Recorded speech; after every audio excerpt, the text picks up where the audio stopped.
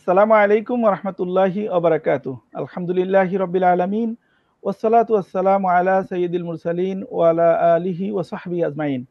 এই মুহূর্তে দেশে এবং দেশের বাইরে পৃথিবীর যে প্রান্ত থেকে আমাদের সকলের প্রিয় চ্যানেল দাওয়া টিভির সাপ্তাহিক নিয়মিত লাইভ অনুষ্ঠান ইসলাম ও সমসাময়িক প্রসঙ্গ যারা দেখছেন তাদের সবাইকে আমরা এই অনুষ্ঠানে স্বাগত জানাচ্ছি।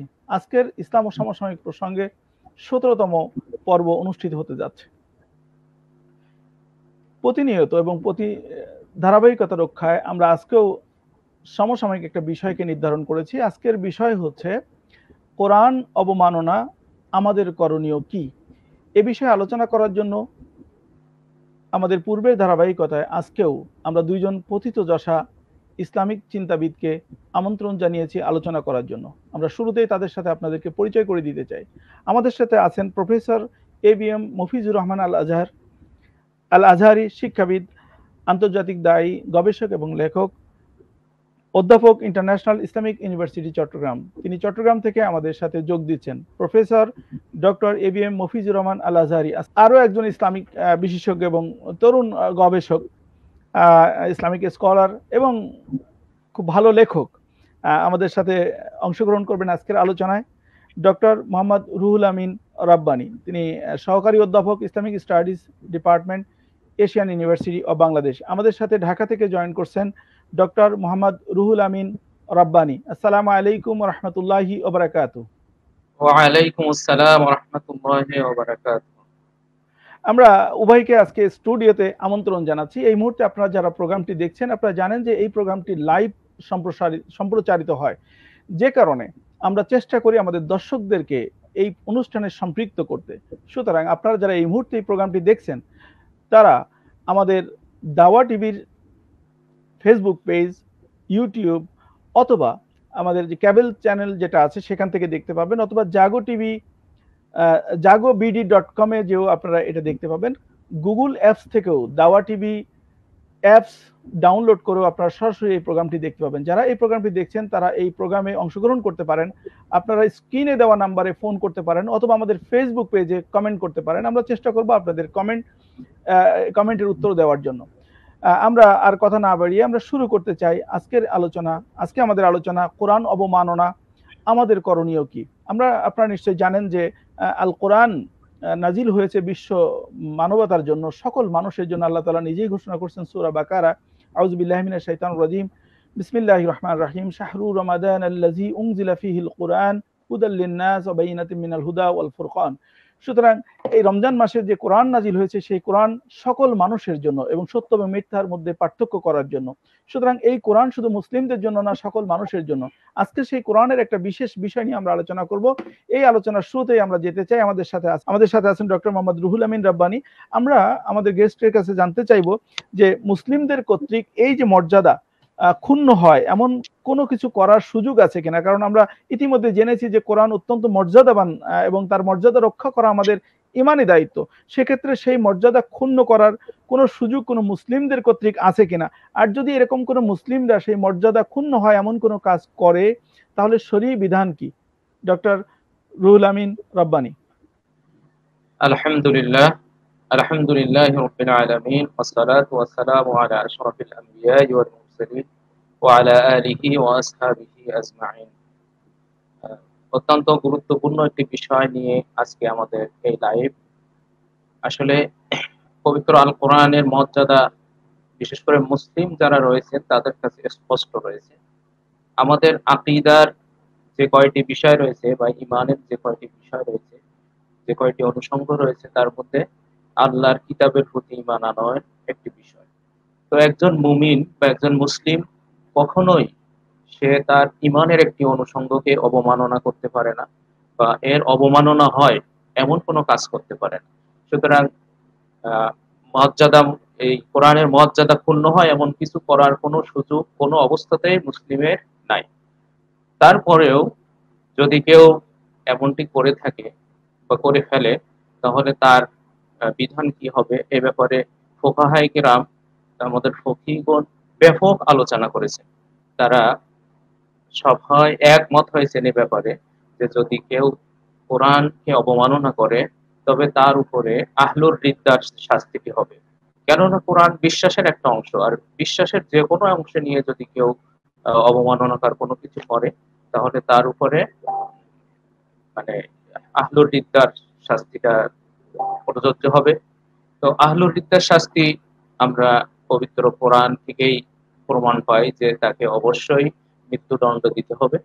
তো এই তাছাড়া যে ব্যক্তি অবমাননাকর কাজ করলো সে, তাকে তো শাস্তি দিতে হবে। এছাড়া যদি কোনো মুসলিম এ কাজে খুশি হয়, তার সহযোগিতা করে বা তার পক্ষ অবলম্বন করে, সেও উক্ত দলভুক্ত হিসেবে গণ্য হবে। তবে তার অপরাধের মাত্রা হিসেবে তাকে ইসলামী প্রশাসক বা ইসলামী রাষ্ট্র পরিচালনায় নিয়োজিত ব্যক্তিবর্গ তাকে তাজির অর্থাৎ অনির্ধারিত শাস্তি দিতে পারে, মানে ওই ব্যক্তিকে, তাকে যে সহযোগিতা করলো। কিন্তু বাস্তবিক পক্ষে যে কাজটি করলো তাকে অবশ্যই শাস্তি দিতে হবে। আমরা এই যে ইজমার কথা বললাম, ইজমা অর্থাৎ মুসলিম স্কলারগণের যে ঐক্যমত, এই ঐক্যমত বিভিন্ন জন তাদের কিতাবে বর্ণনা করেছেন। বিশেষ করে শাইখুল ইসলাম ইবনে তাইমিয়া রহমাহুল্লাহ, ইবনে আকিল, ইবনে ইমাম নববী, আল্লামা শারাফসি, কাজী আইয়াদ, ইবনে হাজম সহ অনেকেই তাদের কিতাবের মধ্যে এই আমাদের ইজমা বর্ণনা করেছেন। আমরা আসলে শুনছিলাম যে কোরআন তো অত্যন্ত মর্যাদাবান একটি বিষয় মুসলিমদের কাছে, যেহেতু এটা মুসলিমদের জন্য এবং সারা বিশ্বের মানুষের জন্য এসেছে। তো সেক্ষেত্রে আমরা ডক্টর রুহুল আমিন রাব্বানির কাছে শুনতেছিলাম যে এই কোরআনের যদি কোনো অবমাননা কোনো মুসলিম কর্তৃক করে তার বিধান কি হবে। আমরা তার কাছে আবার ফিরে যেতে পারি এই বিষয়ে কন্টিনিউ করার জন্য। ডক্টর মোহাম্মদ রুহুল আমিন রাব্বানি। আমরা আগেও বলেছি যে যদি কোনো মুসলিম এই কাজটি করে তার জন্য বিধান কি হবে। আর মূল কথা এখানে যেটা হচ্ছে যে কোরআনকে অবমাননা কোনো মুসলিম করতে পারে না। যদি সে করে তাহলে তার আইডেন্টিটিটা থাকবে না। কারণ মুসলিম হয়েছে যে জন্য সে, বা যার মাধ্যমে সে মুসলিম হয়েছে, ইমানদার হয়েছে, তার একটা অনুষঙ্গ হচ্ছে যে ও আমান্তু বিকুতুবিহি, অর্থাৎ আল্লাহ তাআলার কিতাব কোরআন সহ অন্যান্য যে আসমানি কিতাব রয়েছে সব কিতাবের প্রতি ঈমান এনে, আর ঈমানের তো অর্থ শুধুমাত্র মৌখিক স্বীকৃতি নয়, বরং সে অনুযায়ী আমল করা, আমাল বিল জাওয়ারিহ।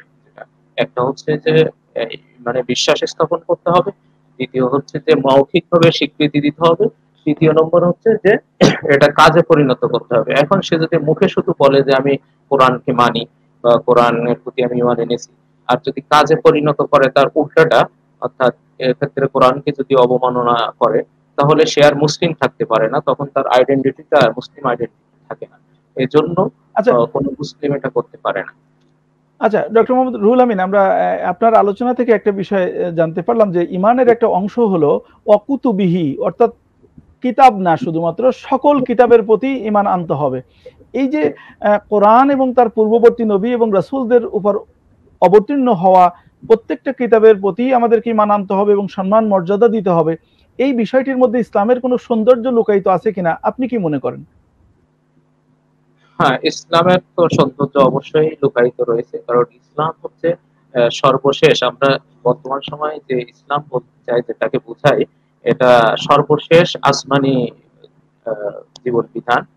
এর আগে যে সমস্ত আম্বিয়া এসেছেন, যে সমস্ত নবী রাসূলগণ এসেছেন, তাদের উপরে জি আল্লাহ সুবহানাহু ওয়া জি, তাআলা যে ডক্টর মোহাম্মদ রুহুল আমিন আপনার কাছে আসবো। আমাদের একজন দর্শকের প্রশ্ন আছে, আমরা একটু প্রশ্নটা নিয়ে নিতে চাই। জি, আসসালামু আলাইকুম ওয়া রাহমাতুল্লাহি ওয়া বারাকাতুহু। আসসালামু আলাইকুম ওয়া রাহমাতুল্লাহ। ওয়ালাইকুম আসসালাম ওয়া রাহমাতুল্লাহি ওয়া বারাকাতুহু। জি দর্শক, আপনার নামটি বলে আপনার প্রশ্ন করতে পারেন। জি, আমি হাসান বলছিলাম। জি, আমার প্রশ্ন হচ্ছে একটা হাদিসে ছিল যে হাদিসের মধ্যে আশআরী থেকে বর্ণিত। এই হাদিসটা প্রথম যে কথাটা বলা হয়েছিল যে জামাত বা দলবদ্ধ হতে হবে। তো জামাত বা দলবদ্ধ বা জিনিসটা কি, আসলে ব্যাখ্যাটা কি? জামাতবদ্ধ বা আজও বাংলাদেশের মধ্যে বিভিন্ন দল আছে, ওইগুলা কি এরকম জামাতবদ্ধ ভাবে দল করতে হবে, না এটা আল্লাহ রাসূল ভিন্ন ভাবে বলেছেন? জি দর্শক, আপনাকে অসংখ্য ধন্যবাদ। আপনাকে আপনার জ্ঞাতার্থে একটা কথা আমরা বলে দিই যে আমরা এই অনুষ্ঠানে আমরা সেই প্রশ্নগুলোর রেসপন্স করি যে প্রশ্নগুলো আমাদের বিষয়ের সাথে সংশ্লিষ্ট থাকে। তবু আমরা চেষ্টা করব আপনার প্রশ্ন উত্তর দেওয়ার জন্য। আপনি আমাদের সাথে থাকুন। জাযাকুমুল্লাহ খায়ের। যে আমরা আলোচনা শুনছিলাম যে ইসলামের একটা সৌন্দর্য লুকায়িত আছে এটার মধ্যে, যে ইসলাম শুধু কোরআনের মধ্যে বা আল্লাহর একমাত্র কিতাবে কিন্তু যারা ইসলামের অনুসারী তারা সম্মান প্রদর্শন করে না, বিশ্বাস আনে না, বরং এর পূর্ববর্তী যত নবী এবং রাসূল এবং তাদের উপর অর্পিত কিতাবের প্রতিও তারা সম্মান প্রদর্শন করে। এই জায়গাটা ইসলামের একটা বিশেষ সৌন্দর্য লুকায়িত আছে, আমরা এটা লক্ষ্য করতে পারি। ডক্টর মোহাম্মদ রুহুল আমিন রব্বানী, আপনার কাছে আরেকটা বিষয় আমরা একটু জানতে চাইবো, যে এই যে আমরা কোরআন অবমাননার কথা বলছি, আসলে কোরআন অবমাননার ব্যাপারটা কি, বা কি করলে বা কোন ধরনের কার্যক্রমের মধ্য দিয়ে কোরআন অবমাননা হয় বলে আপনার মনে হয়? হ্যাঁ, ধন্যবাদ। কোরআন অবমাননা আসলে এর ধরন এবং রূপ বা প্রকৃতি বিভিন্ন যুগে আমরা বিভিন্ন ধরনের দেখেছি। এক তো এর প্রতি ঈমান না আনাও এক ধরনের অবমাননা। দ্বিতীয়ত মানে আল কোরআন নিজেই কোরআন অবমাননার বেশ কিছু রূপরেখা, বেশ কিছু প্রকৃতি বা বেশ কিছু ধরন উল্লেখ করেছে। এটা আমরা দেখেছি যে ওহী যখন অবতরণ শুরু হয় আল্লাহ রাসূলের উপরে, সেই ওহী অবতরণের প্রথম পর্যায় থেকেই কিন্তু এই অবমাননাটা শুরু হয়েছে। অবশ্য সেই সময়ের অবমাননা আর বর্তমান সময়ের অবমাননার মধ্যে বিভিন্ন ধরনের পার্থক্য রয়েছে। তো আমরা ওই সময়ে যে অবমাননাগুলো দেখতে পাই, যেগুলো সম্পর্কে কোরআন নিজেই আলোচনা করেছে, তার মধ্যে কি রয়েছে যে তারা কোরআনের উৎস, অর্থাৎ কোরআনটা কিভাবে অবতীর্ণ হয়েছে, কোথা থেকে এসেছে, এই বিষয়গুলো নিয়ে তারা মানুষের মনে সন্দেহ সৃষ্টি করত, যাতে মানুষ এই কোরআন থেকে দূরে থাকে। যেমন তারা বলতো যে এটা তো আসলে আসাতিরুল আউয়ালিন, যেটা হচ্ছে যে পূর্ববর্তীদের রূপকথা। আমরা আমাদের বাস্তব জীবনে কত ধরনের কথা, কত ধরনের রূপকথা আমরা শুনে থাকি। তো ওরা বলতো যে কোরআনটা আসলে কিছু না, এটা কোনো ওহী না বা এটা আল্লাহর পক্ষ থেকে আসে না, এটা হচ্ছে আসাতিরুল আউয়ালিন, অর্থাৎ রূপকথার মতো।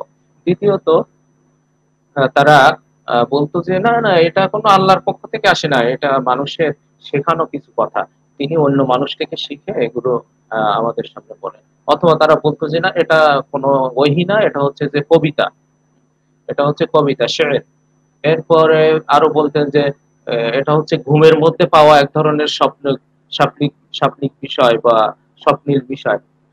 এটাকে তারা বলতো যে আদগাস আহলাম, ঘুমের মধ্যে পেয়েছে। এটা এটা আসলে এ সবগুলো হচ্ছে কোরআন অবতারণা। এছাড়াও আরো কিছু রয়েছে, যে এগুলো আমি যেগুলো উল্লেখ করলাম এগুলো হচ্ছে উৎস, যে কোরআনের মানে এটা আল্লাহর পক্ষ থেকে হওয়া বা ওহী হওয়া সম্পর্কে এ জাতীয় খারাপ ধারণা বা সন্দেহ সৃষ্টি করা হতো। এরপরে আরেকটি বিষয় এর মধ্যে রয়েছে, যেটা হচ্ছে যে কোরআনে যেসব বিষয় আলোচনা করা হয়েছে, এই আলোচনার বিষয়গুলোকে সম্পর্কে তাদের সন্দেহ ঢুকানো হতো, বা এই আলোচনার বিষয়গুলোকে ভুল প্রমাণ করার চেষ্টা করা হতো। যেমন তারা বলতো যে এই কোরআনে যে এই তথ্য দেওয়া হয়েছে, এই তথ্যটা আসলে ঠিক না।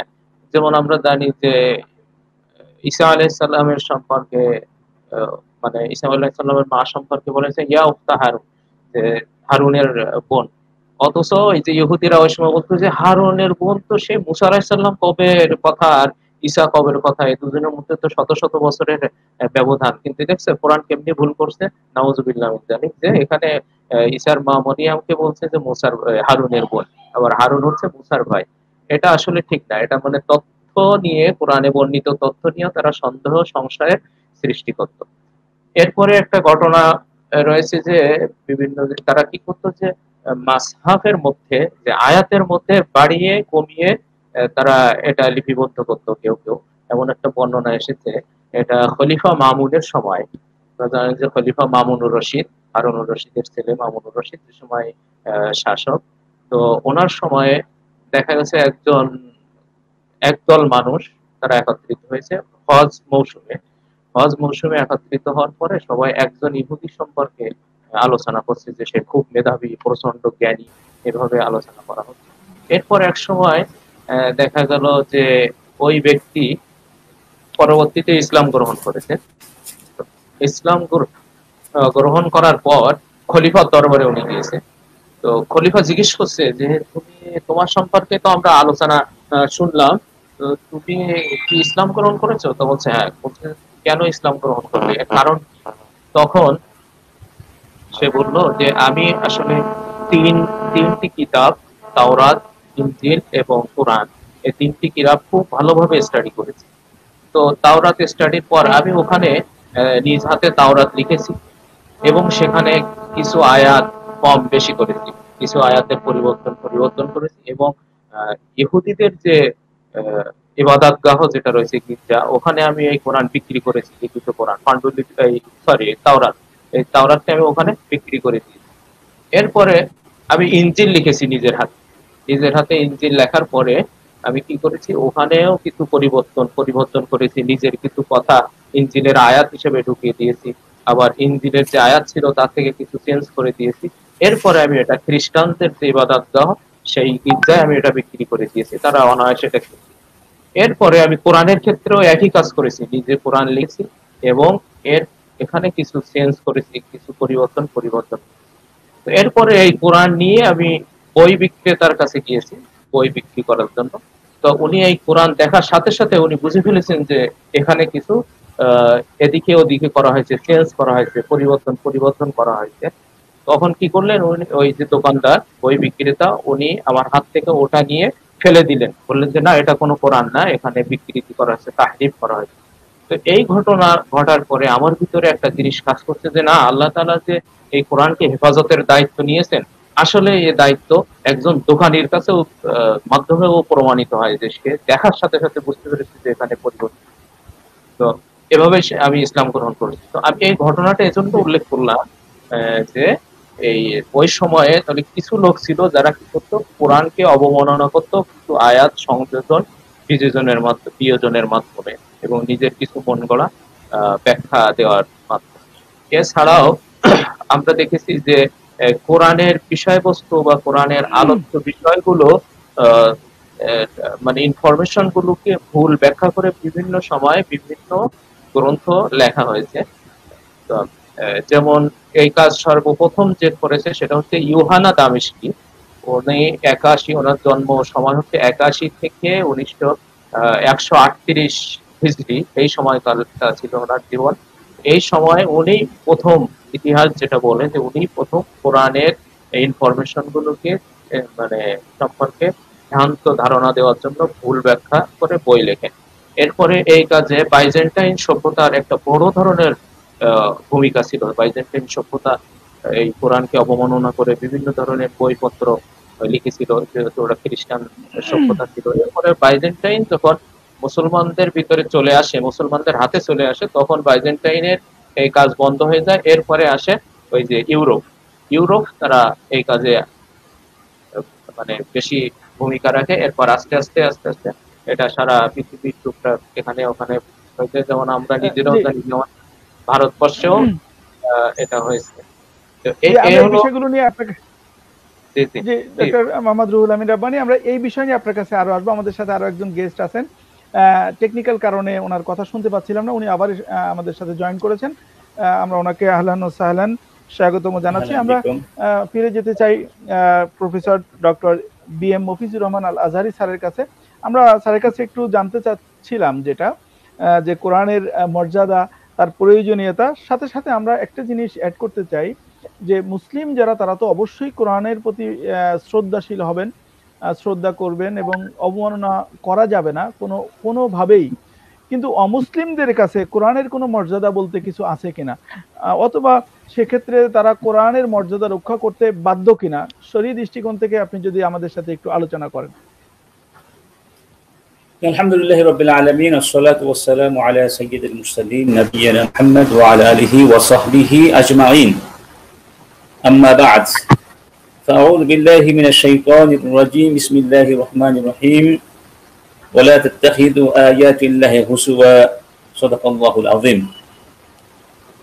দাওয়া টিভির ব্যবস্থাপনায় ইসলাম ও সাময়িক প্রসঙ্গ অনুষ্ঠানের সম্মানিত সঞ্চালক বরেণ্য শিক্ষাবিদ ডক্টর ওবায়দুল্লাহ, আজকের অনুষ্ঠানের সম্মানিত প্রাজ্ঞ আলোচক বরেণ্য গবেষক শিক্ষাবিদ ডক্টর রুহুল আমিন রব্বানী, হাইয়াকুমুল্লাহু জামিআন, এবং যারা আমাদের সঙ্গে সম্পৃক্ত হয়েছেন দেশ এবং বিদেশ থেকে, সবাইকে আবারও আন্তরিকভাবে সালাম জ্ঞাপন করে আলোচনা শুরু করছি। আসসালামু আলাইকুম ওয়া রাহমাতুল্লাহি ওয়া বারাকাতুহু। আমরা দুঃখিত, যান্ত্রিক ত্রুটির কারণে একটু বিলম্বিত হলো, আমাদের ডিস্টার্ব হলো। যাই হোক, আল্লাহ সুবহানাহু ওয়া তাআলার সমস্ত শুকরিয়া, যিনি আমাদেরকে কোরআনের মতো একটি চিরন্তন শাশ্বত কিতাব দান করেছেন, আল্লাহর পক্ষ থেকে আমাদেরকে হিদায়াত দান করেছেন। এই কোরআনুল কারীমের গুরুত্ব, প্রয়োজনীয়তা, মর্যাদা কতটুকু সেটি যদি আমরা একটু অনুধাবন করতে চাই, তাহলে আমার মনে হয় যদি আমরা একটু চিন্তা করি, ধরুন এমন একটা পৃথিবীর কথা কল্পনা করুন যেখানে কোরআন নেই, যেখানে কোরআনের আলো নেই, যেখানে বিশ্বনবীর জীবন আদর্শ নেই। সেই পৃথিবীটা কেমন হতে পারে? সেই পৃথিবীটা কত অসভ্য, কত পশ্চাৎপদ, কত হিংস্র হতে পারে, তা কিছুটা নমুনা তো আমরা জাহেলি যুগেও দেখেছি। আজকের পৃথিবীতে যেখানে যতটুকু সত্য আছে, সুন্দর আছে, সভ্যতা আছে, মানবাধিকার আছে, সবটুকুই কিন্তু প্রত্যক্ষ পরোক্ষভাবে কোরআনের ফল্গুধারা থেকে উৎসারিত হয়েছে। এটা স্বীকার করুক আর নাই বা করুক। আপনারা সবাই জানেন যে কোরআনের অবতারণা শুরু হয়েছিল ৭০ শতাব্দীতে, এবং কোরআনুল কারীমের প্রথম কথাটি ছিল ইকরা বিসমি রাব্বিকাল্লাযী খালাক, পড়ো তোমার প্রভুর নামে। এবং সেই লগ্ন থেকেই মুসলিম উম্মাহ জ্ঞান চর্চা আত্মনিয়োগ করেছিলেন। এমন একটি সময় যখন গোটা পৃথিবী অজ্ঞতা এবং মূর্খতার অন্ধকারে নিমজ্জিত ছিল, সেই যে জ্ঞান চর্চা মুসলিমরা শুরু করেছিলেন, সেই জ্ঞান চর্চার ধারাবাহিকতায় গোটা বিশ্বকে নেতৃত্ব দিয়েছিলেন তারাই। এবং এক পর্যায়ে আমরাই ইউরোপের প্রাণ কেন্দ্র স্পেনে কোরআনের আলো নিয়ে পৌঁছে গিয়েছিলাম। এবং যখন ইউরোপ শাসিত হতো গির্জা কর্তৃক, সেখানে উন্মুক্ত জ্ঞান সাধনার কোনো সুযোগ ছিল না, স্বাধীন বিজ্ঞান চর্চার কোনো সুযোগ ছিল না। তারা একদিকে দারিদ্র্যের কষাঘাতে আক্রান্ত ছিল, অন্যদিকে মূর্খতার অন্ধকারে নিমজ্জিত ছিল। তখন তারা পালিয়ে পালিয়ে এসে আমাদের কাছেই জ্ঞান অর্জন করেছিল। সেই জ্ঞান নিয়ে তারা নিজেদের দেশে গিয়ে রিনেসাঁস সৃষ্টি করেছিল। অবশ্য আমাদের দুঃখ এখানেই, আমরা আমাদের ইউরোপের ছাত্রদেরকে কোরআন শিক্ষা দিতে পারিনি, আমরা বস্তুগত জ্ঞান শিক্ষা দিয়েছিলাম।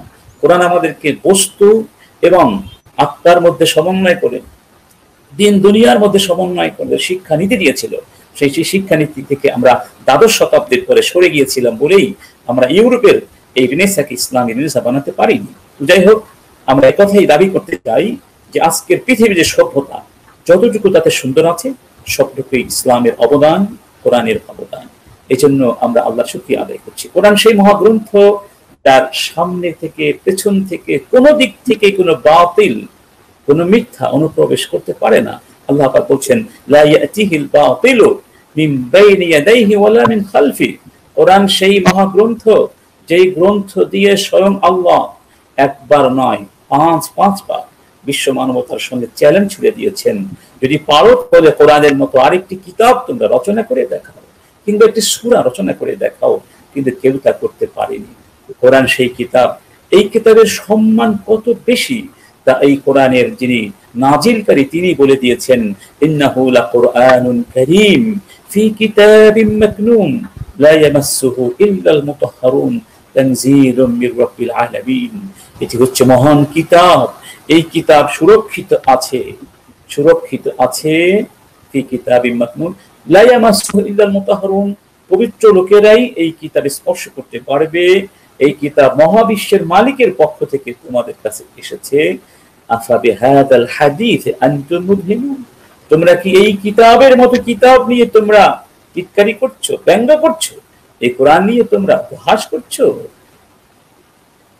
তাজালুনা রিজকাকুম আন্নাকুম তুকাযযিবুন। কোরআনকে মিথ্যা প্রতিপন্ন করতে চাও। তাহলে বুঝা গেল এই কোরআনের যে কত মাহাত্ম্য, কত শ্রেষ্ঠত্বতা আল্লাহ নিজেই বলেছেন। এবং সংক্ষিপ্তভাবে একটা হাদিসের ভিতরে রাসূল কারীম সাল্লাল্লাহু আলাইহি ওয়াসাল্লাম এই কোরআন নিয়ে যে ব্যাখ্যা দিয়েছেন সেটা অসাধারণ, অনুপম।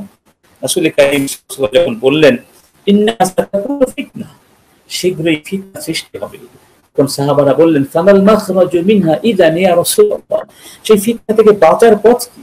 তখন নবীজি বলেছিলেন, কিতাবুল্লাহ, আল্লাহ কিতাব অর্থাৎ কোরআন, ফিহি নাবাউ মা ক্বাবলাকুম ওয়া খাবারু মা বা'দাকুম, এই কিতাবের মধ্যে আছে তোমাদের পূর্বেকার জাতি গোষ্ঠীগুলোর সংবাদ, রয়েছে কিয়ামত পর্যন্ত যা কিছু ঘটবে, বরং কিয়ামতের পরেও যা কিছু ঘটবে সবকিছুর সুস্পষ্ট মৌলিক বিবরণ। ওয়া হুকমু বাইনাকুম, এই কিতাব হচ্ছে তোমাদের মধ্যকার হুকুম, অর্থাৎ বিচার ব্যবস্থা, বিধি ব্যবস্থা, এই কিতাব দিয়েই তোমাদের ভেতরের মধ্যকার সবকিছুর সিদ্ধান্ত দেয়া হবে। ওয়াল ফাসলু লাইসা বিল হাজল, কোরআন কোনো দুষ্টামি করার বিষয় নয়, কোনো ব্যঙ্গ বিদ্রুপ করার বিষয় নয়। এটা হচ্ছে সত্য মিথ্যা ভালো মন্দের মধ্যে একমাত্র ক্রাইটেরিয়া, পার্থক্যকারী। মান তাকাহু মিন জাব্বারিন কাসামাহুল্লাহ ওয়া মান ইবতাগাল হুদা ফি গায়রিহি আদাল্লাহুল্লাহ। এই কোরআনকে যারা ছেড়ে দিয়ে অন্য কোথাও থেকে হিদায়াত সন্ধান করবে, আল্লাহ পাক তাদেরকে পথভ্রষ্ট করে ছাড়বেন। কোন চাপ্পা, কোন সন্ত্রাসী স্বৈর শাসকের ভয়ে এই কোরআনকে যদি কেউ ছেড়ে দেয়, আল্লাহ পাক তাদেরকে ধ্বংস করে দেবেন। ও হাবলুল্লাহিল মাতিন, এই কোরআন হচ্ছে আল্লাহ আর মানুষের মধ্যকার অটুট বন্ধন। ওহুয়া যিকরুল হাকিম ওহুয়া সিরাতুল মুস্তাকিম, এটাই হলো সেই সিরাতুল মুস্তাকিম যা আমরা প্রত্যেক নামাজের মধ্যে আল্লাহর কাছে প্রার্থনা করছি, ইহদিনাস সিরাতাল মুস্তাকিম। আল্লাহ বলছেন ওয়া আন্না হাযা সিরাতি মুস্তাকিমান ফাত্তাবিউহু ওয়া লা তাত্তাবিউস সুবুল ফাতাফাররাকা বিকুম আন সাবিলিহি, এটি হচ্ছে আমার পথ সিরাতুল মুস্তাকিম, এই পথ ধরে চলো, এই পথ ছেড়ে অন্য কোনো পথ ধারণ করো না, তাহলে সেই পথগুলো তোমাদেরকে ভ্রান্তির মধ্যে নিয়ে যাবে। ওয়াহুয়াল্লাযী লা তাযীগু বিহিল আহওয়া ওয়া লা তালতাবিসু বিহিল আলসিনা, এই কোরআন চিরন্তন সত্য, চিরদিন এটি নির্ভুল থাকবে, অপরিবর্তনযোগ্য থাকবে, কেউ এর মধ্যে পরিবর্তন করতে পারবে না। জি, থ্যাংক ইউ। তাহলে আমরা বুঝতে পারলাম এই কোরআনের গুরুত্ব এবং বিশ্ব সভ্যতায় কোরআনের যে অবদান সেটা অত্যন্ত সুন্দর করে আমাদের আলোচনা করছেন আমাদের আলোচক professor doctor ABM Mufizur Rahman Al Azhari. আমরা আবারও একটু ফিরে যেতে চাই, আমাদের সাথে আছেন ডক্টর মোহাম্মদ রুহুল আমিন রাব্বানী। আমরা ওনার আলোচনা শুনছিলাম যে মুসলিমদের কর্তৃক কোরআনের মর্যাদা যদি কেউ হানিকর কোনো কিছু করে থাকেন তাহলে তার পানিশমেন্ট কি হবে বা তার শরীর বিধান কি হবে সেটা আমরা শুনছিলাম। সেক্ষেত্রে আমরা একটা বিষয়, আরও কিছু বিষয় আমরা জানছিলাম যে কোরআন অবমাননার যে বিভিন্ন ধরনের রূপ বা প্রকৃতি ইতিহাসের ধারাবাহিকতায় আমরা দেখেছি, সেগুলো উনি অত্যন্ত চমৎকার করে আলোচনা করছিলেন। সে আলোচনার মধ্যে একটা গুরুত্বপূর্ণ বিষয় ছিল যেটা আমার কাছে খুবই গুরুত্বপূর্ণ মনে হয়েছে, সেটা হচ্ছে যে কোরআন পালন না করাটাও এক ধরনের অবমাননা। অর্থাৎ কোরআনের বিধান নিজেরা যদি নিজেদের জীবনে যদি বাস্তবায়ন না করে, এটা মুসলিমদের জন্য একটি বড় ধরনের মানে অপরাধ বা এটা অবমাননার শামিল। আমরা আবার একটু ডক্টর মোহাম্মদ রুহুল আমিনের কাছে ফিরে যেতে চাই, যে আপনি যে চিত্র বর্ণনা করছিলেন এবং ঐতিহাসিক ভিত্তিতে যে চিত্রগুলো আমরা দেখতে পেলাম, সেই চিত্রের সাথে বর্তমান সময়ে আমরা দেখি যে বিভিন্ন জায়গায় দেশে এবং বিদেশে মুসলিম অমুসলিম দেশগুলোতে আমরা কোরআনের বিভিন্ন উপায়ে অবমাননা করতে আমরা লক্ষ্য করি। এই অবমাননা করার যে প্রকৃতি বা যে রূপ, সেই রূপের সাথে ঐতিহাসিক যে রূপগুলো আপনি বর্ণনা করছিলেন তার সাথে কোনো সামঞ্জস্য বা মিল আছে কিনা বা বৈপরীত্যটা কোন জায়গায়, আপনি যদি আমাদের সাথে একটু শেয়ার করেন। ডক্টর মোহাম্মদ রুহুল আমিন রাব্বানী। আসলে আমি পূর্বে যেগুলো আলোচনা করেছি যে বলতে গেলে সবগুলো ছিল কিন্তু ইন্টেলেকচুয়াল পদ্ধতি, অর্থাৎ বুদ্ধিভিত্তিক পদ্ধতি। তারা সরাসরি মানে কোরআনের মাসহাব নিয়ে কোনো কিছু করে নাই, কিন্তু মাসহাব সম্পর্কে তারা করেছে সন্দেহ সৃষ্টি করেছে, এর কন্টেন্ট সম্পর্কে সন্দেহ সৃষ্টি করেছে, অথবা এর সম্পর্কে বিভিন্ন অপবাদ উপস্থাপন করেছে, বা এখানে বাড়ানো কমানোর একটি প্রবণতা সৃষ্টি করেছে। এভাবেই করেছে সবকিছু, বা এর ভিতরকার যে ইনফরমেশন সম্পর্কে বিরূপ মন্তব্য করেছে। বিশেষ করে যে সায়েন্স রিলেটেড যে আয়াতগুলো রয়েছে, এই আয়াতগুলোকে ভুল প্রমাণ করার চেষ্টা করেছে। কিন্তু এরপরে এই শতাব্দীতে এসে আমরা আরো কিছু প্রকৃতি বা আরো কিছু ধরন আমরা দেখেছি কোরআন অবমাননার, যেটার সঙ্গে আগের ওই ধরনের সাথে তেমন কোনো মিল নাই। বর্তমান যে ধরন রয়েছে সেগুলো অত্যন্ত ন্যাক্কারজনক এবং অত্যন্ত হিংসাত্মক। আমাদের সম্মানিত আলোচক professor doctor BM Mofizur Rahman Al Azhari হাফিজাহুল্লাহ, উনি যে কথাটা বলছেন যে কোরআন যদি না থাকে যে পৃথিবীতে, এমন একটা পৃথিবী যদি আমরা কল্পনায় নিয়ে আসি, কত ভয়ঙ্কর হতে পারে, কত নৃশংস হতে পারে সে পৃথিবী। তার একটি উদাহরণ মনে হয় এটাও হতে পারে যে কত নৃশংসভাবে কোরআনের ছত্র ছায়া, কোরআনের ছায়াতলে না আসার কারণে বা কোরআন সম্পর্কে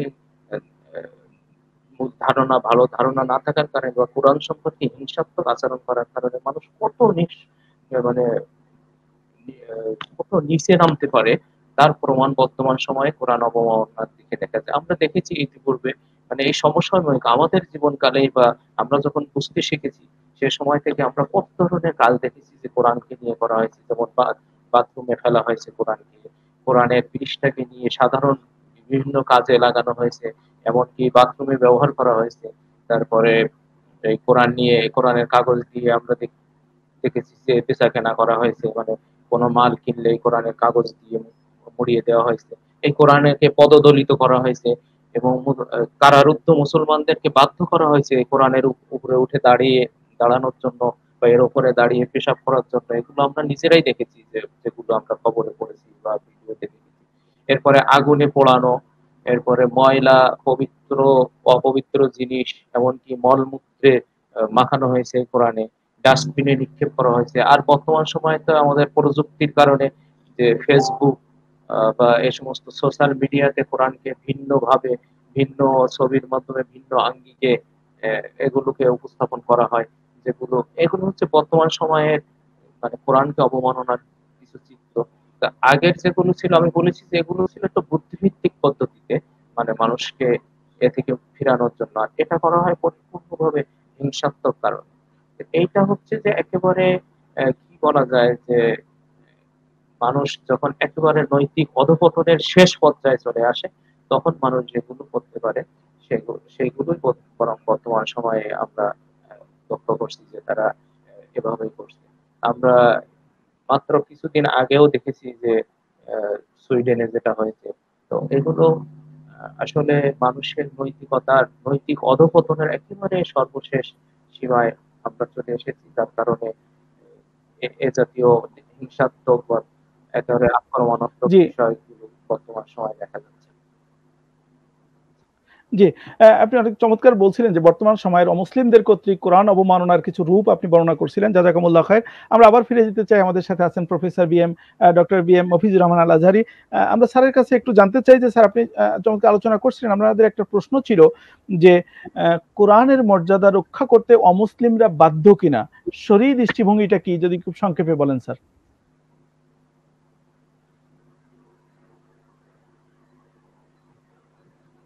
আল্লাহ সুবহানাহু ওয়া তাআলা মানুষের জন্য ধর্মীয় স্বাধীনতার ব্যবস্থা করে দিয়েছেন। আল্লাহ বলছেন, ওয়ালাউ শাআ রাব্বুকা লাজাআলান নাসা উম্মাতান ওয়াহিদা ওয়া লা ইয়াযালুনা মুখতালিফিন। আল্লাহ চাইলে সমস্ত মানুষকে একটি অভিন্ন ধর্মের অনুসারী বানাতে পারতেন, কিন্তু মানুষের সাথে ধর্মে বিশ্বাসে পার্থক্য আছে, এটি বাস্তবতা এবং থাকবে। এই যে ধর্মীয় বৈচিত্র্য, এই বৈচিত্র্যের দাবি হচ্ছে প্রত্যেক ধর্মের লোকেরা অন্য ধর্মকে সম্মান করবে। কোরআনের কথাই শুধু বলছি না, এই সম্মানবোধ যদি না থাকে তাহলে পৃথিবীতে মানুষের সমাজ থাকবে না, এটা পশু সমাজে রূপান্তরিত হয়ে যাবে। এই সম্মানবোধ ইসলাম এভাবে শিখিয়ে দিয়েছে। আল্লাহ বলছেন, ওয়ালা তাসুবুল্লাযীনা ইয়াদউনা মিন দুনিল্লাহ ফায়াসুবুল্লাহা আদওয়ান বিগাইরি ইলম, যে তোমরা যারা আল্লাহকে বাদ দিয়ে অন্য কিছু পূজা করছে তাদের উপাস্যদেরকে গালি দিও না, তাহলে তারা না বুঝে তোমাদের রবকে গালি দিবে। এর থেকে বোঝা যায় ইসলাম যেমনি ভাবে অন্যান্য জাতি গোষ্ঠীর প্রতি সম্মান প্রদর্শন করেছে শুধুমাত্র এই পার্থিব জগৎকে এই জগতের শান্তিপূর্ণ সহাবস্থান নিশ্চিত করার জন্য, অতএব এই দৃষ্টিকোণ থেকে তাদেরও বাধ্যবাধকতা আছে, তারা আমাদের ধর্মকে, আমাদের কোরআনকে সম্মান করবে। এবং যদি তাদের কোনো আপত্তি থাকে সেটা তারা যৌক্তিকভাবে, বুদ্ধিবৃত্তিকভাবে আমাদের কাছে প্রশ্ন করবে। কিন্তু অশ্রদ্ধা করে, অসম্মান করে, কোরআনকে ব্যঙ্গ বিদ্রুপ করে যা কিছু তারা করছে, এটা আসলে শুধু শরিয়তের দৃষ্টিতেই যে ন্যাক্কারজনক তা নয়, এটা যে কোনো মানদণ্ডেই অগ্রহণযোগ্য বলে আমরা বিশ্বাস করি। এখানে আমি প্রসঙ্গক্রমে আরেকটি পয়েন্ট উল্লেখ করতে চাই। ওয়াইদ ভাই, আমাদের অত্যন্ত প্রিয় ভাই, রব্বানি ভাই, চমৎকার করে আলোচনা করেছেন যে আধুনিক পৃথিবীতে কোরআন অবমাননার যে রূপগুলো আছে, দাওয়াহেরগুলো আছে, এগুলোর মধ্যে কিছু রূপ এরকমও কিন্তু আছে, আমি জানি না ভাই উল্লেখ করেছেন কিনা, সেটি হচ্ছে এমনকি মুসলিম সমাজের মধ্যে এই অবমাননা কোনো অংশে কম। যেমন ধরুন, বাংলাদেশের নানা বা বিভিন্ন সিনেমায় নাটকে দেখবেন সবসময় যাদেরকে ভিলেন বানানো হয়, যাদেরকে সবচেয়ে নিকৃষ্ট রোল প্লে করতে দেওয়া হয়, হ্যাঁ, তাদের মাথায় টুপি দেওয়া হয়, তাদের মুখে দাড়ি দেওয়া হয়। এটা কিন্তু পরোক্ষভাবে কোরআন অবমাননার সামিল। আবার ধরুন ইদানিং দেখা যায় অনেক মুসলিমের ঘরে কোরআন থাকবে, তাফসির থাকবে, তাফসিরের বই থাকবে, খুবই স্বাভাবিক বিষয়। কিন্তু দেখা যাচ্ছে অত্যন্ত গ্রহণযোগ্য, সর্বজন স্বীকৃত, বিশ্ববিখ্যাত তাফসিরের গ্রন্থগুলোকে জঙ্গি কিতাব বলে আখ্যায়িত করা হয়, নানা ধরনের অপব্যাখ্যা করা হয়। এগুলো কি কোরআন অবমাননা নয়? তারপরে আপনার মাদ্রাসা নিয়ে, মসজিদ নিয়ে ব্যঙ্গ করা হয়, এগুলো সরাসরি কোরআন অবমাননা। কোরআন অবমাননার বিষয়টি অনেক ব্যাপক। একটা ছোট্ট উদাহরণ দিচ্ছি। তাবুকের যুদ্ধের সময় এক মুনাফিক বলেছিল যে মা রাআইনা মিন কুররাইনা হাউলা আরগাবা বুতুনান ওয়ালা আকযাবা আলসুনান ওয়ালা আজবানা ইনদা লিকা। সাহাবীদেরকে নিয়ে ব্যঙ্গ করেছিল যে ওরা হচ্ছে সবচেয়ে কাপুরুষ, ভীরু এবং পেটুক, লোভী, মিথ্যাবাদী। সাহাবীদেরকে নিয়ে ব্যঙ্গ করেছিল, সাহাবীদেরকে নিয়ে। এই কথাটি আরেকজন সাহাবী যখন রাসূলের কাছে গিয়ে পৌঁছে দিয়েছিলেন, এই প্রেক্ষিতে আল্লাহ পাক কোরআনের আয়াত নাযিল করে দিয়েছিলেন এবং সেখানে বলা হয়েছে ওয়ালা ইন সাআলতাহুম, হে রাসূল তুমি যদি ওদেরকে প্রশ্ন করো কেন এই কথা বলেছো, লা ইয়াকুলুন্না ইন্নামা কুন্না নাখুদু ওয়া নালআব, ওরা বলবে আমরা দুষ্টামি করছিলাম, আমরা হাসাহাসি করছিলাম, সিরিয়াসলি কিছু বলছিলাম না, এমনি বলেছিলাম। আল্লাহ বলছেন আকাফারতুম বিল্লাহি ওয়া বিআয়াতিহি ওয়া বিরাসূলিহি, তোমরা কি আল্লাহর সাথে, তার রাসূলের সাথে, তার নবীর সাথে কুফরি করছো? কেমন কথা! তারা কিন্তু ব্যঙ্গ করেছে সাহাবীদেরকে নিয়ে। আর আল্লাহ বলছেন যে তোমরা আল্লাহকে নিয়ে, রাসূলকে নিয়ে, সাহাবী কোরআনকে নিয়ে তোমরা ব্যঙ্গ করছো। তাহলে বোঝা গেল যে সাহাবীদেরকে নিয়ে ব্যঙ্গ করাটা আল্লাহর কাছে আল্লাহকে নিয়ে, রাসূলকে নিয়ে ব্যঙ্গ করার মতোই। অতএব বিষয়টি অত ছোট না, বিষয়টি ব্যাপক বিষয়। অতএব এই বিষয়টি আমাদের খেয়াল রাখতে হবে। না, থ্যাংক ইউ। যে উস্তাদ, আরেকটা বিষয় আপনার আলোচনার প্রসঙ্গে আপনি সূরা ওয়াকিয়ার কয়েকটা আয়াত উল্লেখ করেছিলেন। সেই আয়াতের মধ্যে একটা আয়াত ছিল যেটা ৭৯ নম্বর আয়াত, যে আল্লাহ তাআলা বলছেন আউযু বিল্লাহি মিনাশ শাইতানির রাজিম বিসমিল্লাহির রহমানির রহিম লা ইয়ামুসসুহু ইল্লাল মুতাহহারুন। মানে এই কিতাবটি যারা পাক পবিত্র তারা ব্যতীত অন্য কেউ স্পর্শ করবে না। এখন এই আয়াত নিয়ে অনেক ধরনের আলোচনা, আমরা সমালোচনা বিভিন্ন সময় শুনে থাকি। তো একদিকে বলা হচ্ছে যে কোরআন নাজিল করা হয়েছে সকল মানবতার জন্য, এখানে শুধু মুসলিমদের জন্য না, নন মুসলিমদের জন্য। কিন্তু সেই নন মুসলিমদেরকে শরীয়ী দৃষ্টিকোণ থেকে আমরা অপবিত্র বলে জানি, ইমানি দৃষ্টিকোণ থেকে। তো তারা কোরআন যদি স্পর্শ করতে না পারে, তাহলে কোরআনের যে সৌন্দর্য, কোরআনের যে বারাকা বা কোরআনের যে মজিজা তাদের উপরে কিভাবে প্রতিফলিত হবে, এই বিষয়টিকে শরীয়ত কিভাবে দেখে? জি জি, ধন্যবাদ ওবায়দ ভাই। আমি একটু সংশোধনী দিচ্ছি। আয়াত যেটা উল্লেখ করেছিলাম এটা হবে কুল আবিল্লাহি ওয়া আয়াতিহি ওয়া রাসূলিহি কুনতুম তাস্তাহজিউন। আচ্ছা, তো যে প্রশ্নটি আপনি এখন উত্থাপন করলেন, চমৎকার প্রশ্ন, যে আল্লাহ রাব্বুল আলামিন বলছেন লা ইয়ামাসসুহু ইল্লাল মুতাহহারুন, যে কোরআন শুধুমাত্র পবিত্র লোকেরাই স্পর্শ করতে পারবে। এই ব্যাপারে ওলামায়ে কেরামদের একটা আছে, অবস্থান রয়েছে, এটি স্বতঃসিদ্ধ বিষয় ইসলামে, যে অমুসলিমদেরকে তো আপনি প্রথমে ইসলামের শাখাগত বিষয়ে চাপিয়ে দিতে পারেন। অর্থাৎ তারা নামাজ পড়ছে না কেন, নামাজ পড়তে এসে কথা বলতে পারবেন না যতক্ষণ ঈমান না আনবে। তাহলে প্রথমে তাদেরকে ঈমানের পথে ডাকতে হবে, এরপরে নামাজ পড়ুন, রোজা রাখুন, ইসলামের এই বিভিন্ন শিক্ষা তাদেরকে দেওয়া যেতে পারে। তো কোরআন অপবিত্র অবস্থায় স্পর্শ করা যাবে না, এটা হচ্ছে একটা ইসলামের বিধান। এই বিধান তো পরে আসবে, আগে তো ঈমানের প্রশ্ন। অতএব কোরআনকে পবিত্র অবস্থায় স্পর্শ করতে হবে, এই বিধানটি প্রথমত মুসলিমদের জন্য খাস, কারণ তারা ঈমান এনেছে, অতএব তাদের উপরে বিধান প্রযোজ্য হবে। এক নম্বর। দুই নম্বর কথা, এখানে কোন কোন আলেম বলেছেন এর উদ্দেশ্য হচ্ছে যে যেই কোরআন লৌহে মাহফুজে রয়েছে সেই কোরআন শুধুমাত্র ফেরেশতারাই স্পর্শ করতে পারেন, আর তারা হচ্ছেন পবিত্র।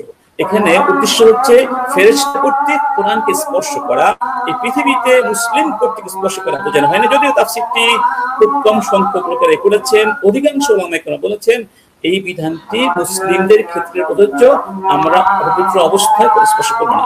তখন বোঝা গেল যে যারা অমুসলিম রয়েছেন তারা স্পর্শ করতে পারবেন, তারা গবেষণা করতে পারবেন, এবং গবেষণা করলেই তো তারা কোরআনের শ্রেষ্ঠতা অনুধাবন করতে পারবেন, মুসলিম হয়ে যেতে পারবেন। যেমন আমি একজন গবেষকের নাম বলছি, ডক্টর গারি মিলার। ডক্টর মিলার একজন অধ্যাপক ছিলেন বিশ্ববিদ্যালয়, কানাডিয়ান এক বিশ্ববিদ্যালয়ের অধ্যাপক ছিলেন। তিনি ধর্মপ্রচারক ছিলেন, খ্রিস্টান ধর্মের অনেক বড় গবেষক ছিলেন। তিনি কোরআন গবেষণা করে মুসলিম হলেন। ডক্টর মরিস বুকাইলি কোরআন গবেষণা করে মুসলিম হলেন। অসংখ্য গবেষক যারা কোরআন গবেষণা করে মুসলিম হয়েছেন।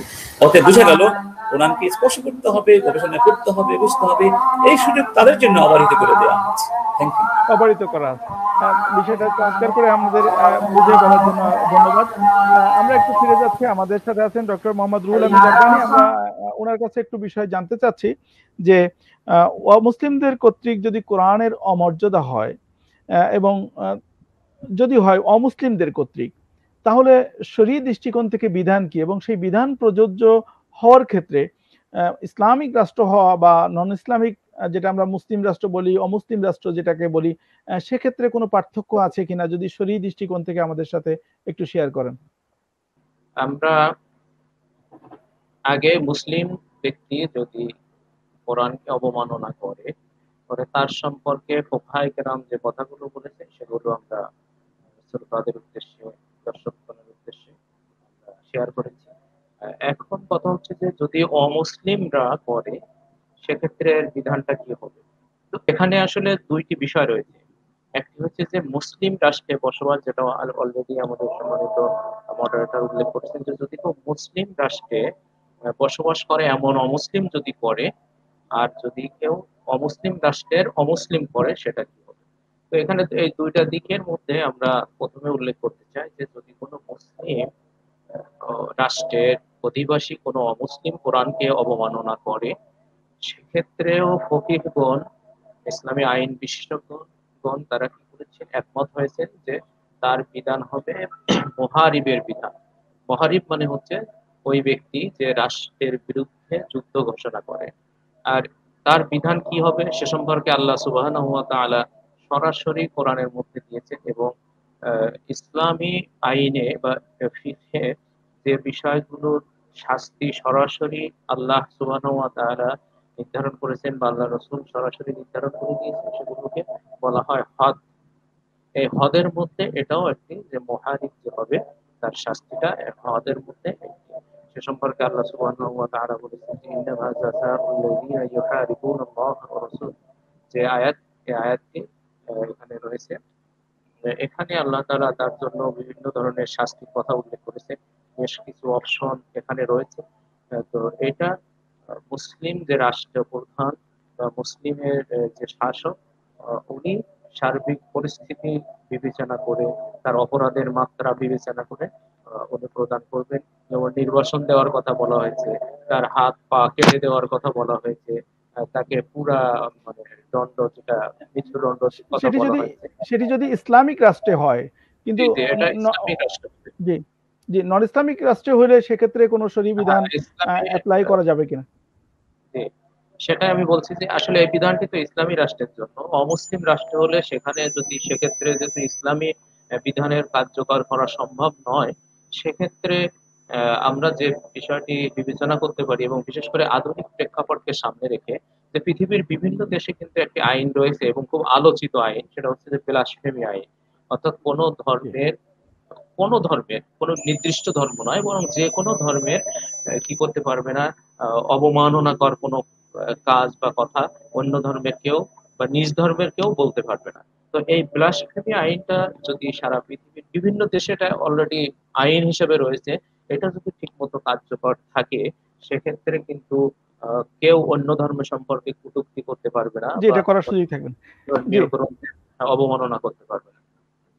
জি, আপনি অনেক চমৎকার বলছিলেন বিধান সম্পর্কে। আমরা আবার একটু যেতে চাই, আমাদের সাথে আছেন professor doctor BM Mofizur Rahman Al Azhari. আমরা উস্তাদের কাছে একটু জানতে চাইবো যে আমরা অমুসলিমদের কর্তৃক কোরআনের অবমাননা করা এবং তার বিধান সম্পর্কে জানলাম। আমরা জানি যে ইসলাম সকল মানবতার কল্যাণের ধর্ম, সেখানে মুসলিম অমুসলিম একজন রাষ্ট্রের অধিবাসী হিসাবে কোনো পার্থক্য করা হয় না। এই ইসলামিক রাষ্ট্রে বা ইসলামী শরিয়ায় অমুসলিমদের কি ধরনের মর্যাদা বা অধিকার দিয়ে থাকে, এবং অধিকার দেওয়ার পরে রাষ্ট্রের প্রতি বা ইসলামিক রাষ্ট্রের প্রতি তাদের দায়িত্ব বা কর্তব্য কি হয় বলে সাব্যস্ত করেছে? জি, ধন্যবাদ সুন্দর একটি প্রশ্ন অবতারণা করার জন্য। প্রথম কথা হচ্ছে, ইসলাম হচ্ছে পরিপূর্ণ জীবন ব্যবস্থা। ইসলামের শাশ্বত বিধি ব্যবস্থা সকল মানুষের জন্যই সমানভাবে কল্যাণকর। বরং অমুসলিমদের জন্য ইসলামী রাষ্ট্র ব্যবস্থা তাদের নিজস্ব ধর্মের চেয়ে আরো অধিক কল্যাণকারী কি প্রমাণিত হয়েছে। ইসলামী রাষ্ট্রে অমুসলিমদের সমস্ত মৌলিক অধিকার রয়েছে, সেগুলোর মধ্যে প্রথমেই আসে ধর্মীয় অধিকার, অর্থাৎ তারা নির্ঝঞ্ঝাটে তাদের ধর্ম কর্ম স্বাধীনভাবে পালন করতে পারবে, আমরা বাধা দেব না। যেমনটি আমি একটু আগেই উল্লেখ করেছি কুরআনুল কারীমের একটি আয়াত, এবং রাসূলের যুগেও এই এটি চর্চা হয়েছে। এবং ওমর ইবনে খাত্তাবের যুগে আমরা দেখেছি, তিনি যখন ইলিয়া বা বাইতুল মুকদ্দাস অর্থাৎ প্যালেস্টাইন গিয়েছিলেন, চুক্তির মাধ্যমে সেটি আমাদের হস্তগত হয়েছিল। একটা গির্জার ভিতরে বসে তিনি চুক্তি করেছিলেন। তখন নামাজের সময় হয়ে গিয়েছিল, তিনি গির্জার বাহিরে গিয়ে নামাজ পড়েছিলেন। জিজ্ঞেস করা হলো, আপনি কেন বাহিরে গিয়ে নামাজ পড়লেন? গির্জার ভিতরে বসে নামাজ পড়লে কি হতো না? তখন তিনি জবাব দিয়েছিলেন, হতো, তবে আমার আশঙ্কা হয়েছিল আমি যদি এখান থেকে চলে যাই, হতে পারে তোমার গির্জা ভেঙে দিয়ে মসজিদ তৈরি করি। অমুসলিমদের যে ধর্মীয় অধিকার, এটা আমরা নিশ্চয়তা দিয়েছি। তবে কতগুলো শর্ত আছে, যেমনটি আমাদের রব্বানী ভাই বলেছেন, যে তাদেরকে অবশ্যই আমাদের ধর্মের প্রতি শ্রদ্ধাশীল হতে হবে। তারা যদি সরাসরি আমাদের ধর্মে আঘাত করে, কোরআনে আঘাত করে, সেখানে রাষ্ট্রীয় হস্তক্ষেপ আসবে। দ্বিতীয় কথা হচ্ছে, অমুসলিমদের সাথে আমরা যাবতীয় পার্থিব জাগতিক লেনদেন করতে পারবো, তাতে কোনো বাধা নেই। হাদিসে পাওয়া যায় যে মাতা রাসূলুল্লাহ সাল্লাল্লাহু আলাইহি ওয়াসাল্লাম আদরিউহু মারহুনাতুন ইনদা ইয়াহুদি ফি দাইন। যখন রাসূল ইন্তেকাল করেছিলেন, তখন রাসূলের কর্মটা এক ইহুদির কাছে বন্ধক ছিল। রাসূল ইহুদি থেকে ঋণ এনেছিলেন। মদিনায় কি মুসলিম ছিলেন না, ধনী মুসলিম ছিলেন না, ইচ্ছে করলে রাসূল মুসলিমদের কাছ থেকে ঋণ গ্রহণ করতে পারতেন। উদ্দেশ্য হচ্ছে আমাদেরকে শিক্ষা দেওয়া যে তোমরা তাদের সাথে কি করতে পারবে, আর্থিক লেনদেন করতে পারবে। রাসূল কারীমের একজন ইহুদি গোলাম ছিল, তিনি দেখলেন, গোলাম বলতে খাদেম ছিল, সে আসতো, মাঝে মধ্যে আসতো, যুবক দেখলেন যুবক আসছে না কয়েকদিন ধরে, তিনি সংবাদ নিয়ে জানলেন ইহুদি যুবক অসুস্থ হয়ে গেছে। তিনি সরাসরি ওই যুবকের বাসায় চলে গিয়েছিলেন দেখার জন্য, সে ইহুদি ছিল, এবং তার পাশে গিয়ে বসলেন, তাকে আদর করলেন। এক পর্যায়ে তাকে অত্যন্ত স্নেহ স্নিগ্ধ কণ্ঠে বললেন, এখনো কি সময় হয়নি, মুসলিম হয়ে যাও। তখন সেই যুবক একবার রাসূলের চেহারার দিকে তাকাচ্ছিল, আর একবার বাবার চেহারার পানে তাকাচ্ছিল। তার বাবা বুঝতে পারছিলেন সে কি করতে চাচ্ছে, কি বলতে চাচ্ছে। তখন বাবা সন্তানকে বলেছিলেন, আপে আবুল কাসিম, আবুল কাসিম যা বলে তুমি তাই শোনো। এভাবে অমুসলিম প্রতিবেশীদের সাথে আমাদেরকে ভালো আচরণ করতে বলা হয়েছে। আমরা জানি যে বাগদাদে একজন বড় আলেম ছিলেন, সাহাল আত-তাস্তুরি তার নাম ছিল, তার একজন প্রতিবেশী ছিলেন ইহুদি প্রতিবেশী। তো সাহাল মৃত্যুর সময় মুমূর্ষু অবস্থায় তার প্রতিবেশীকে ডাকলেন, বললেন, ভাই দেখো, তুমি সারা জীবন তোমার ঘরের ময়লাগুলো, তোমার বাড়ির ময়লাগুলো আমার দিকে ছুঁড়ে মেরেছো, আমি কোনোদিন কিছু বলিনি, কিন্তু আজকে আমি মৃত্যুর সময় একটা অনুরোধ করব, তুমি সেটি আশা করে রাখবে, আমার মৃত্যুর পরে তোমার বাড়ির ময়লাগুলো আর আমার ঘরের দিকে ছুঁড়ে মেরো না, কারণ আমি জানি না আমার সন্তান তোমার সাথে কি আচরণ করবে। ইহুদি তখন বলেছিল, সত্যি আমি এই কাজটি করেছি তোমাকে কষ্ট দেওয়ার জন্য। তখন তিনি ইহুদি বলল, আচ্ছা তুমি কোনোদিন কিছু বলনি কেন আমাকে? তখন সাহাল বলেছিলেন, এটি হচ্ছে আমাদের নবীর শিক্ষা, প্রতিবেশীকে শ্রদ্ধা করা, সম্মান করা। তখন ইহুদি মুগ্ধ হয়ে গেল এবং বলল, এটি যদি হয় তোমাদের নবীর শিক্ষা, আমি মুসলিম হয়ে যেতে চাই, আমাকে মুসলিম বানিয়ে দাও। এই ছিল আমাদের আদর্শ। আল্লাহ পাক বলছেন, লা ইয়ানহাকুমুল্লাহু আনিল্লাযীনা লাম ইউকাতিলুকুম ফিদ-দীন ওয়া লাম ইউখরিজুকুম মিন দিয়ারিকুম আন তাবাররুহুম ওয়া তুকসিতু ইলাইহিম। অমুসলিমরা যারা তোমাদের বিরুদ্ধে যুদ্ধ করে না, তোমাদেরকে জুলুম করে না, বাড়ি ঘর থেকে উদ্বাস্ত করে দেয় না, তাদের সাথে ভালো আচরণ করবে, ন্যায়ানুগ আচরণ করবে, মানবিক আচরণ করবে। একটি ছোট্ট উদাহরণ শেষ করছি। উমরের যুগে এক ইহুদি এসে নালিশ করেছিল আলীর বিরুদ্ধে। উমর যখন আলী এবং ইহুদিকে তার বিচারাঙ্গনে ডেকে পাঠালেন, উমর আলীকে বলেছিলেন, ইয়া আবুল হাসান কিফ বিজানিবি খাসমিকাল ইয়াহুদি। আবুল হাসান, হাসানের বাবা, আপনি আপনার প্রতিপক্ষ ইহুদির পাশে দাঁড়িয়ে যান। এই কথা বলার সাথে সাথে দেখা গেল আলী ইবনে আবি তালিব রাদিয়াল্লাহু আনহু তার চেহারা বিমর্ষ হয়ে গেল। ওমর বললেন, কি খবর, আপনি কষ্ট পেয়েছেন? আপনাকে ইহুদির পাশে দাঁড়াতে বললাম তাই? তখন আলী বলেছিলেন, হ্যাঁ আমি সত্যি কষ্ট পেয়েছি, তবে এই জন্য নয়, বরং এই জন্য কষ্ট পেয়েছি, এখন আমরা আপনার সামনে বিচার প্রার্থী, বিচারাঙ্গনে দাঁড়িয়ে রয়েছি, এখানে দুজনই সমান। আপনি আমাকে আমার নাম না ধরে অধিক সম্মানার্থে উপনাম ধরে ডেকেছেন, আর আমার প্রতিপক্ষকে তার নাম ধরে ডেকেছেন, ইহুদিকে নাম ধরে ডেকেছেন। আপনি কিন্তু আমাদের মধ্যে সমতা বিধান করেননি, যেটা ইসলামী শিক্ষা ছিল। এই জন্য আমি মনে কষ্ট পেয়েছি। তাহলে বোঝা গেল যে ন্যায় বিচার পাওয়ার প্রশ্নে ইসলামে মুসলিম অমুসলিম কারোর মধ্যে কোনো পার্থক্য করে নেই। এটি হলো ইসলাম। ইসলামের সৌন্দর্য যদি আমরা আসলে তুলে ধরতে পারতাম, তাহলে তারা কিন্তু সত্যি আমাদের প্রতি মুগ্ধ হয়ে ইসলাম গ্রহণ করতে অনেকেই বাধ্য হতো। ধন্যবাদ। জি, অনেক চমৎকার বলেছেন। আমরা অনুষ্ঠানের একেবারে শেষ পর্যায়ে চলে এসেছি বলে খুব স্বল্প সময়ের ভিতরে আমাদেরকে শেষ করতে হবে। আমরা একটু ডক্টর মোহাম্মদ রুহুল আমিন রাব্বানীর কাছে একটা বিষয় জানতে চাইবো, যে আমরা ইতিমধ্যেই বিধান সম্পর্কে জেনেছি। এখন আমাদের প্রশ্ন হলো যে অমুসলিম রাষ্ট্রে, আমরা উদাহরণস্বরূপ মনে করতে পারি ডেনমার্ক বা অন্য কোনো অনমুসলিম কান্ট্রিতে যদি কেউ এরকম কোরআনের অবমাননাকর কিছু করে, তো আমরা বাংলাদেশে বসে ভিনদেশী একজন হয়ে, একজন মুসলিম হিসাবে আমাদের আসলে কি করণীয় আছে? শরীয়ত আমাদেরকে কি শিক্ষা দিচ্ছে এই ব্যাপারে যদি সংক্ষেপে বলেন, আমরা শেষ সময় একেবারে। জি, ডক্টর রুহুল আমিন রাব্বানী। জি, ধন্যবাদ। আমরা সময়ের একেবারে শেষ প্রান্তে দূর থেকে আমাদের যে করণীয় গুলো রয়েছে, আমি মনে করি সেটা হচ্ছে যে দেশ থেকে আমরা তাদের সরকারের কাছে বা তাদের যারা শাসক গোষ্ঠী আছে তাদের কাছে বার্তা পৌঁছাতে পারি, এবং এটা অবশ্যই হতে হবে আমাদের সরকারের মাধ্যমে।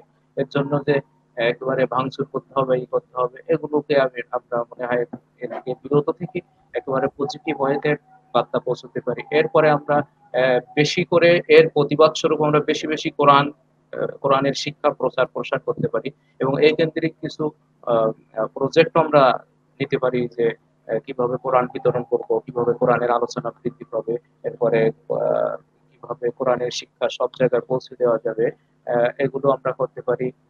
এরপর হচ্ছে আমাদের দেশে যেন এই জাতীয় কোনো অনাকাঙ্ক্ষিত ঘটনা না ঘটে, সেজন্য আমরা গণসচেতনতা বৃদ্ধি করতে পারি। আপাতত এইগুলোর কথাই বললাম। জি, জাযাকুমুল্লাহ খায়ের। আমরা একটু যাচ্ছি professor doctor B M Mofizur Rahman Al Azhari স্যারের কাছে। স্যারের কাছে আমরা একটু জানতে চাইবো যে অমুসলিম কান্ট্রিতে যদি এরকম হয় বা ভিন দেশে হয়, তাহলে আমাদের এটা দায়িত্ব কর্তব্য, আমাদের মোহাম্মদ রুহুল আমিন রাব্বানী উনি বলছিলেন। আপনার কাছে আমরা জানতে চাইবো যে বাংলাদেশে আমরা যেহেতু মুসলিম একটা কান্ট্রিতে বসবাস করি, এখানে যদি কোনো অমুসলিম কর্তৃক এরকম মর্যাদা হানিকর যদি কোনো কিছু ঘটে, তাহলে ব্যক্তি মুসলিম হিসাবে তার কি করণীয় থাকতে পারে বলে আপনি মনে করেন? আমরা সর্বশেষ প্রশ্ন এবং একেবারে শেষ সময় চলে এসেছি। পদক্ষেপ বলতে পারি, যদি বাংলাদেশে কোনো অমুসলিম ইসলাম বা কোরআন অবমাননাকর কিছু করে, তাহলে আমাদের যে কাজগুলো করণীয় তার মধ্যে একটু হচ্ছে আমরা তার এই অবমাননাকর কাজটিকে ঘৃণা করব, প্রত্যাখ্যান করব অত্যন্ত শান্তিপূর্ণভাবে, অর্থাৎ আমার সহিংসতার আশ্রয় নেব না। কারণ কি জানেন, অনেক সময় এই কাজগুলো করা হয় উস্কানি দেওয়ার জন্য, আর উস্কানি পেয়ে যদি আমরা সহিংস হয়ে যাই, তাহলে তাদের লক্ষ্য কিন্তু বাস্তবায়িত হয়ে যাবে। অতএব আমরা দেখিয়ে দেবো যে আমরা শান্তিকে ভালোবাসি, আমরা শান্তিপ্রিয় জাতি, আমার ধর্ম হচ্ছে মহান। একটা হচ্ছে তাদের যে সমস্ত অবমাননাকর যুক্তিগুলো আছে, সেগুলো আমরা যুক্তির মাধ্যমে, প্রমাণের মাধ্যমে, ঐতিহাসিক তথ্যের মাধ্যমে এর বাতুলতা অসারতা প্রমাণ করার চেষ্টা করব। যেমন একটু ছোট উদাহরণ দিচ্ছি, ওমরের যুগে যখন আবু ওবায়দা আল জাররাহ সিরিয়া বিজয় করেছিলেন, তখন ওমর বলেছিলেন তুমি সীমান্ত এলাকায় চলে যাও, কারণ আমাদের সীমান্ত আক্রান্ত হয়ে যাচ্ছে। তখন আবু ওবায়দা বলেছিলেন যে তোমাদের কাছ থেকে আমরা যে ট্যাক্স বা জিজিয়ে নিয়েছিলাম, তোমাদেরকে বিনিময়ে নিরাপত্তা দেবো, ন্যায় বিচার দেবো, সেটা করতে পারছি না, আমরা চলে যাচ্ছি, তোমরা তোমাদের টাকাগুলো ফেরত নিয়ে যাও। তখন তারা খ্রিস্টানরা বলেছিল আমরা ফেরত নেব না, বরং যা দিয়েছি প্রয়োজনে আরো দেবো, তবে কথা দিতে হবে তোমরা বিজয়ী হলে আবার আমাদের কাছে চলে আসবে। এটা হলো ইসলাম। এরপরে আমরা আমাদের বাস্তব জীবনে যদি কোরআনকে মেনে চলি, তাহলে ওরাও কিন্তু কোরআন আমাদেরকে দেখে তারা অনেক কিছু শিখতে পারবে। আমি আসলে এখানে এটি কিন্তু আমাদের আজকের মূল আলোচনার বিষয় ছিল। আমি প্রায় 22টি পয়েন্ট, মোটামুটি 22টি পয়েন্টে কথা বলার চিন্তা ভাবনা করেছিলাম, তাই এখন সময় বলা যাচ্ছে না। খুবই দুঃখিত যে আসলে এটা লাইভ প্রোগ্রাম এবং সময় আমরা একবার শেষ সময় চলে এসেছি। আমাদের দুইজন আলোচক অত্যন্ত বিদগ্ধ গবেষক এবং স্কলার, ইসলামিক চিন্তাবিদ, তারা অত্যন্ত চমৎকারভাবে আমাদের সামনে কোরআন অবমাননা এবং সেক্ষেত্রে মুসলিম হিসেবে আমাদের করণীয় কি সে বিষয়ে আলোচনা করছিলেন। এই দীর্ঘ সময় ধরে যারা আমাদের সাথে আছেন, দাওয়া টিভির সাথে আছেন, ইসলাম ও সমসাময়িক প্রসঙ্গ যারা দেখছেন, তাদের সবাইকে আল্লাহ তাআলা উত্তম জাযা দান করুক। আগামী সপ্তাহে আবার কোনো সমসাময়িক বিষয় নিয়ে আপনাদের সামনে হাজির হব। সে পর্যন্ত আপনারা সবাই ভালো থাকবেন, সবাই সুস্থ থাকবেন, সেই প্রত্যাশা নিয়ে আবার দেখা হবে। ওমা তাওফিক ইল্লা বিল্লাহ। আসসালামু আলাইকুম ওয়া রাহমাতুল্লাহি ওয়া বারাকাতুহু।